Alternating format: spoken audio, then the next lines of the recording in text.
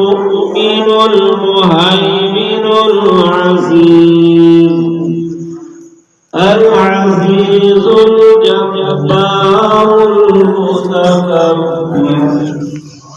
سبحان الله عما يشركون والله الخالق البارئ المصور له الأسماء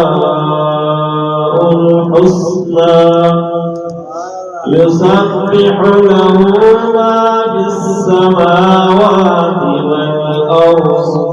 وهو العزيز الحكيم